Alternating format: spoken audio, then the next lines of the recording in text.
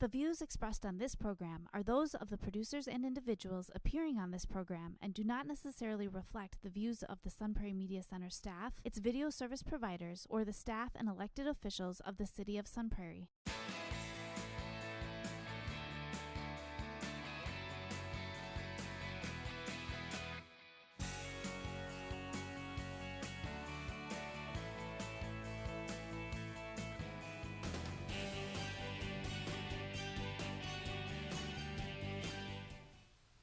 Hello and welcome to Real Reviews. My name is Jamison Rabbit. The man seated next to me, he's finally figured out how to work that tricycle.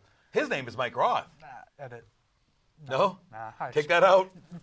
I was wrong. I tried it this morning. Catastrophe.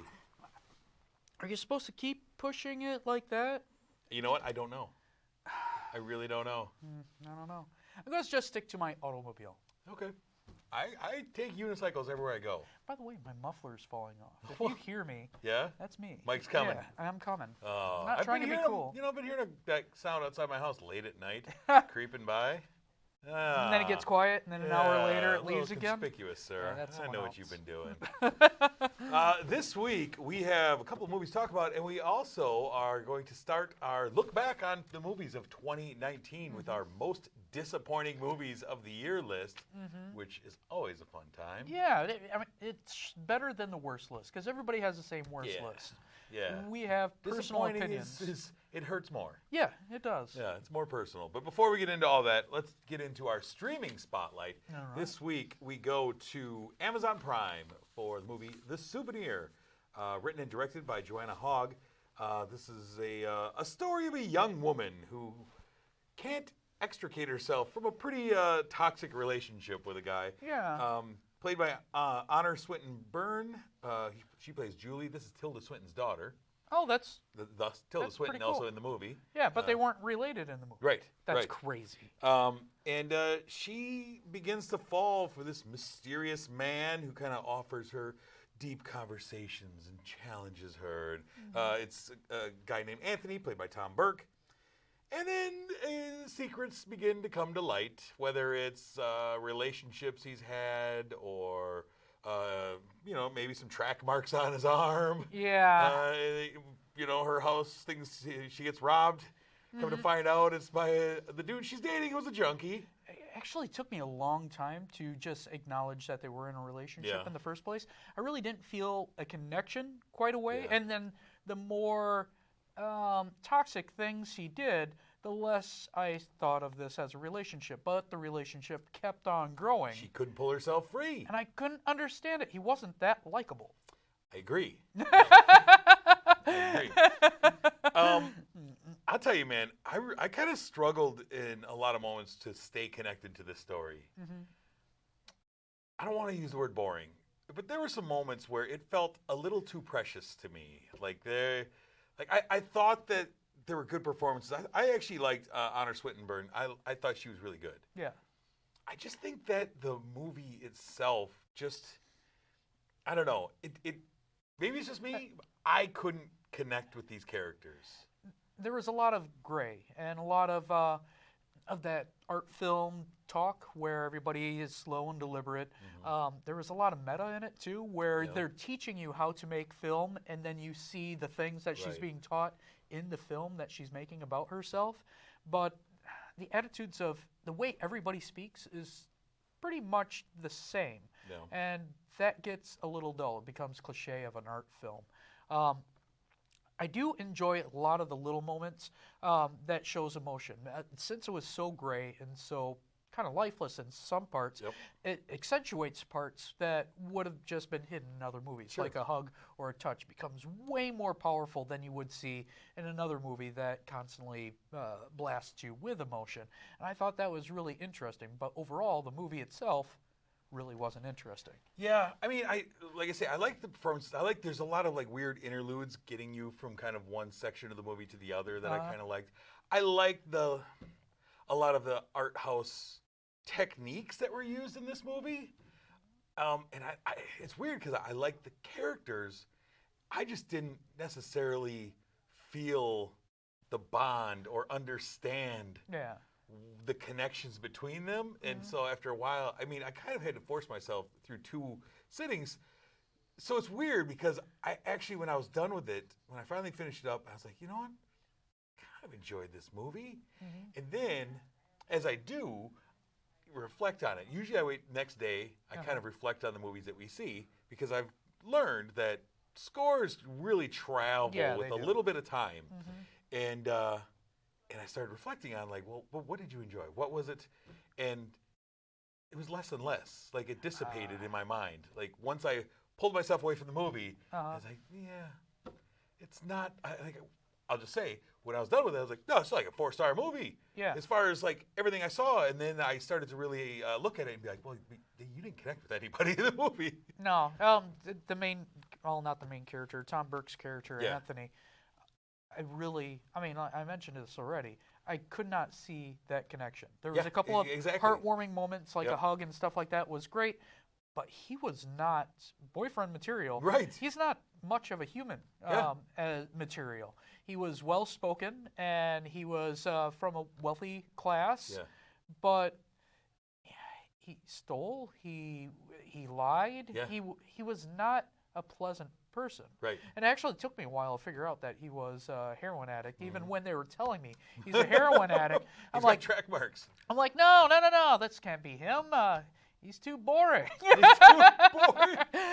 Every junkie I know is way more exciting. Way more. Yeah, I don't disagree. What did you give The Souvenir? I gave it 2.5. I think it's not really something you could just have in the background. You really do have to pay attention to this movie. Yeah. But overall, I didn't think it's something that I want to revisit or anything like this again. No. I don't know. There's parts I liked, but overall, it's just mediocre. It's odd because my score kind of is not super reflective of what I've been saying, but I gave it 3.5, and that's high, I think. Yeah. Now, I mean, as more time goes, I'm like, that's more of a 3 for me. I'll ask you next year, and you'll be like, what? What movie? was it? What was The Souvenir? Oh, yeah! I'm afraid it will probably fall into that category of like, that gray mess that I don't remember. And when we go back to our list at the end, a lot of these movies, it's like, oh, yeah, I watched that this year, and I was so looking forward to, but we'll talk about that later. We'll deal with that in a moment. But first, let's take a look at what we have on the marquee this week, sir. There was one movie playing in theaters. Only one movie, and it's not a good one. A lot of people have already been complaining about this. The Grudge, which is, it went through a lot of transitions over the years. It was going to be a sequel, then it was going to be a remake, and now we finally have the final project, and it is a sequel from the original Grudge. Yeah. It's at the end of The Grudge, you have a detective walking away from the crime scene. If you're not familiar with it, it's a nurse in Tokyo. She ends up getting haunted by a bunch of spirits. One of the detectives that were on the site, as she's leaving, she is finding herself cursed. This movie is broken up into 3 different families and timelines. So when she gets back home, the Grudge curse followed her. True. She follows the same kind of patterns of abuse and murder and malice, and then someone else moves in. And now the curse is anybody who steps into the house is cursed, which has a lot of flaws already because we have a realtor involved.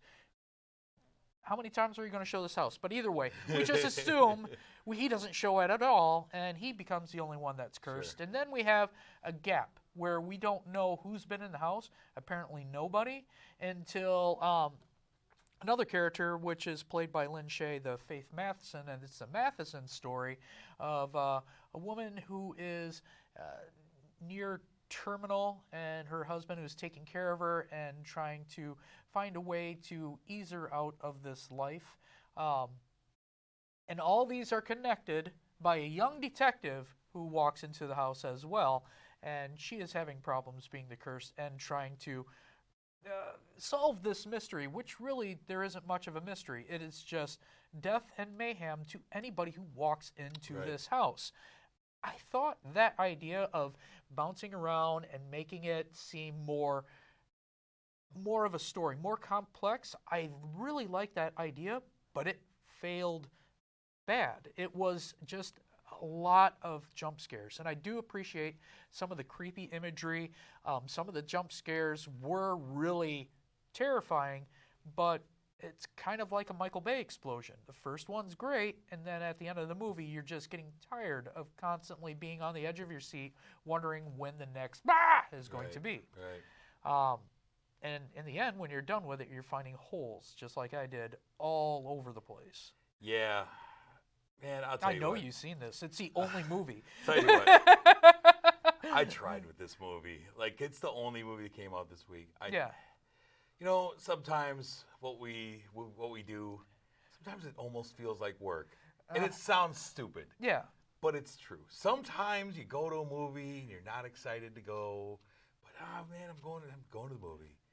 And this movie felt like work for me to get through. I was having such a hard time caring about this movie. Like, I thought there was some cool visual elements in this movie. Yeah. But I thought that the screenplay was awful. And I think it felt to me like an amateur film. From the cinematography to the acting, it felt very amateurish. And it felt like someone who watched a Grudge movie and was like, I can make one of those. And it just wasn't there. And I really had a hard time getting through this movie. Truthfully, the Grudge, the original Grudge, really wasn't that great either. I wasn't a big fan of this franchise to begin with. So Yeah. when we heard, the Grudge movie's coming out, Yeah. and it's the only movie that's out this week, I was really struggling. Because normally, 9 times out of 10, this is the movie that I say, Mike, you got this one. Yeah. I'll go see something else. But there was and nothing. there was no other option. And I tried. Because I really am like, I don't care about the series at all. Uh-huh. And maybe that bled into how disconnected I was from this movie, but it really just felt like I was like just looking at my watch, and I don't even wear a watch. I've probably watched The Grudge many times, and that's only because I got it confused with The Ring. Oh, The Ring, way The better, Ring, right? way better. But they were both Japanese movies Yep. right around the same time Yep. that were remade into American Yep. movies, and you heard about how great the Japanese version was. They were. I associate them in my head as well because they were like at the same time, it feels like. But one was good, Yeah. and the other one was mediocre, Yeah. And then they make a sequel that had so many holes, and that timeline really was hard to get through. Yes. Trying to figure out exactly how long between certain incidences happened. Where is all the extra cursed people? Because there's more than one detective in the scene way back then. And I really don't want them to make another one to explain all these holes. I mean, really, this should be a series that dies. Yeah, it was just a sloppily made film to me. And like you say, these jump scares, man. It was a lot. It was constant. It was like it felt like that was the crutch that they had. Like, well, and then we'll just throw something at you. And then that'll scare them enough that they won't really ask any questions about the plot. I did like seeing John Cho, though. Yeah, I like him. Yeah, Fine. He's nice. He's nice. Nice guy.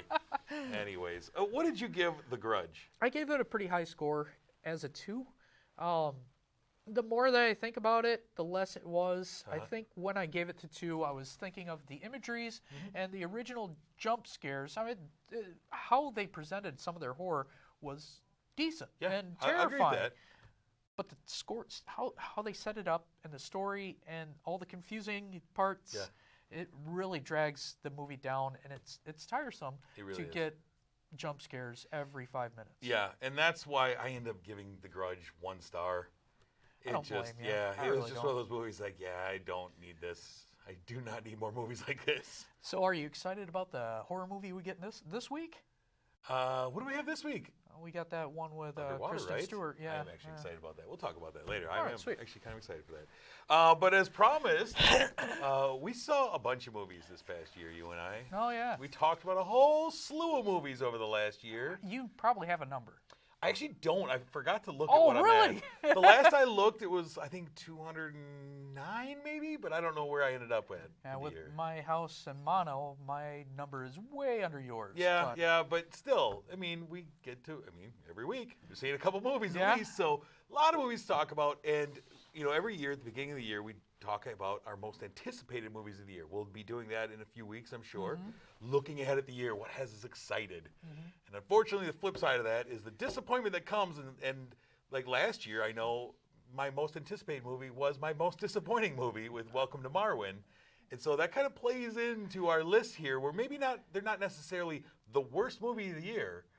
Maybe I gave it an okay score, but boy, was I expecting more. And that's kind of where we are with our most disappointing list. And we're going to throw on our what we feel is the worst. Oh yeah, we do have our number one worst movie as well. And the one thing cool, now, I mean, even though these movies disappointed us, we do like doing this show, and I do love ripping apart bad movies. Oh yeah. So for sure. I mean, yeah, disappointing, but I got the flip side. I do have another joy. That's right. This is true. I'm going to let you start, sir, with your number 5 biggest disappointment My of number 2019. 5 is It. It's right there. So the first one I really liked. I enjoyed. Some parts of the first movie I did not like, and it felt like the sequel just took all the parts I didn't like of the first one Rolled them and all up. made it more and took less of what I liked about the first one and kind of removed it a little bit. I was really looking forward to something that really would challenge the Tim Curry movie that I fell in love with back in the 90s. And I felt like after watching this, I just was treated to what CG can do. And it was disappointing. It was very disappointing. I'd agree with you. I remember, I believe I gave this a bit of a higher score than you did, and I did enjoy it more, but I was hoping there was a lot about that finale that I did not like. I liked the kids, and I liked, Bill Hader. I thought he was great, but there was a lot about the finale I didn't like. But there's a lot about the finale of the original miniseries version that I didn't like either. I thought it was much stronger first half than second half. This is no different. No. I mean, if I had to choose, I'd have to say the second half of the original series, but you're right. It wasn't good either. Yeah. I don't know. Call me a Bill Hader. And it's like 3 hours long, right? Yeah, it's a long movie. And they could have put in a little bit more of the original stuff and took out some of the jabs that, about making good movies Stephen and stuff. King It's, jabs, it's like, Stephen King endings weren't good, but you didn't make it better, so stop jabbing. Absolutely. My number 5 is, oddly, a movie that I wasn't, super excited for. I was trepidatious because I figured it had gone through a bunch of rigmaroles, many reshoots, was kind of a mess. But still, I was kind of hoping we get something. It was the end of a franchise. I'm talking about Dark Phoenix, the X-Men movie that Fox had, Disney bought. Where are we going to release it? Let's reshoot it. Who knows? And you know what? I enjoy a lot of these X-Men movies. I did expect this to be a bit of a mess, but it was much more of a mess than I ever dreamed it would be. And the CGI was not good. I was really hoping for more. This is going to be the last of the movies that they're going to make. Right. All these characters are disappearing. It started off so strong. And over time, it just started getting weaker and weaker and weaker. This felt like it should have been a longer movie, but they're not going to make it. So it was just kind of a big blob of... And you have Jessica Chastain, who you bring into the franchise and really don't use her at all in this movie. A lot of the characters that you fell in love with because they're great, and the other ones just kind of all fell flat. Like, hey, remember when Quicksilver did this? Well, have him do it again. Right, of course. So that's why it sits at my number 5. Your number 4, sir? Dark Phoenix. Hey, same picture. All right. So we could keep on talking about this. Would you like to keep talking about this? Let's please. Yeah, I mean, same thing I said last time. It was a mess. I was really looking forward to it. I was hoping for a finale that would justify the entire what I felt about the X-Men. We've been doing this since early 90s. What? It was like mid-90s. Mid-90s. Yeah. And I wanted more. I was a fan. I loved the first one. And there were cool sequences in this movie. Yeah. There's a couple of sequences in this movie, but a lot of it was just a mess. Yeah. And it did kind of feel like a movie that they didn't expect it to be the finale of this, and then they're like, oh, we got sold to Disney. I guess we got to try and make this into a finale. Well, hopefully Disney can do what they did for Star Wars and revitalize the franchise. Disney owns Deadpool now, and they're working on the new Deadpool movie within Marvel Studios. How about getting, Deadpool in with the Guardians and maybe some X-Men? I think in order to keep Deadpool the way it is, it needs to be out of that. I'm curious to see if Disney allows them to make the R-rated version. Disney likes little kids coming to their movies. True, but they also Can you water down Deadpool? They like gobs of money also, and they did. Last Deadpool, they remade it, brought it out for Christmas for the little kids. They can do that if they want to. I guess they can. They'll make money no matter what. Despite themselves sometimes. My number 4 is a movie that you really enjoyed. I really did not. Men in Black International. Yeah. Yeah, this movie was not a good time for me. And I was excited, actually, kind of. Like, I like this team with Tessa Thompson and with Thor, Hemsworth there. Yeah. I like their dynamic together in Ragnarok. And in this movie, I just thought the whole movie was just a big old mess. The story didn't really jive with me, and their dynamic didn't really work for me. Just so much of it was a yawn-inducing film for me. It's been a while since I've seen it. I still like it. The memory of it really... Remember, you gave it like 4 stars. Yeah, I think I gave it a star and a half. Yeah, I really loved it. I thought it was great. But I like the Men in Black franchise, and it was nice to see something come back, and it wasn't total garbage. But, to me. To you, total garbage. That's why there's 2 it of was us still steaming. Let's see, you're number 3, sir. My number 3, Dumbo, and I believe this was on my most anticipated list. You have Tim Burton bringing back pretty much the cast of Batman. How can this go wrong? These Disney movies where they take the cartoons, bring them back to live animation has been hits more often than not. I was so anticipating like a dark but funny and very creative looking world around Dumbo. What'd you get? I got just kind of a mad Disney movie. Yeah. I was disappointed. Kind of boring in parts. Yeah, they took away some of the controversial parts, which is good, but I was hoping they would still address some of the stuff that was wrong with Dumbo, because you have a platform to do that. People are going to see this because they love Tim Burton, they love the stories, and they realize, hey, there's things that need to be cleaned up, and they could have been addressing that, but instead they watered it down and kind of made it meh, which Disney is also really famous for too. Make it meh. Yeah, I agree. I was kind of disappointed in that one as well. My number 3 is a film that I've been following for I think a decade, as they'd been trying to get made and failed. And there's a great documentary about this movie trying to be made. And when it finally came out, I was really excited for it and was instantly disappointed. It is Terry Gilliam's The Man Who Killed Don Quixote. It's Terry Gilliam, a director who I enjoy in a lot of things. Adam Driver starring in it. Love Adam Driver. And this movie was kind of boring, really convoluted. It feels like a guy who was working on a script for 10 years and just kept tweaking it and kept working it and kept tweaking it until he took all the life out of it. I remember not watching this, but remembered your review, and you looked really disappointed. Yeah, I mean, this was a movie that I'd been keeping tabs on for a long time. Yeah. And unfortunately, his passion project kind of just fell off. This was number 3 for you, because I remember how disappointed you were. Yeah, there's other ones. Yeah. There's other movies. Wow. Yeah. So that's my number 3. You're number 2. Your disappointments coming up must be huge. Right. Hellboy, number 2. It's a series that was started back in, 2000? Yeah, something like that, yeah. Yeah. I loved the original series. I was really disappointed that it wasn't allowed to make into a 3rd film, because there was supposed to be more to it.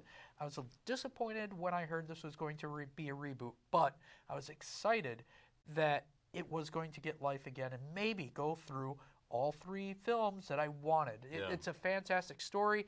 The comic book series just recently ended.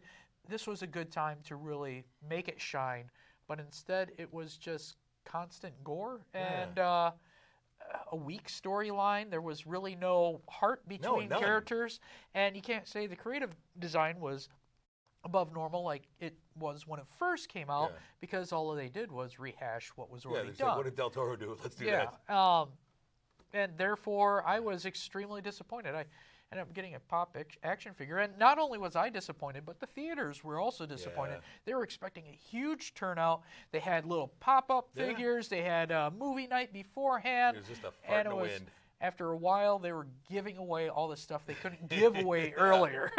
Exactly. I wasn't there to review this one. You had Jeff Robbins with you. Yeah. And he loved it. I went and saw it. Did you revisit it? I did. I rented it from Redbox. Yeah, how'd you like it? I'm with you. Okay. Yeah.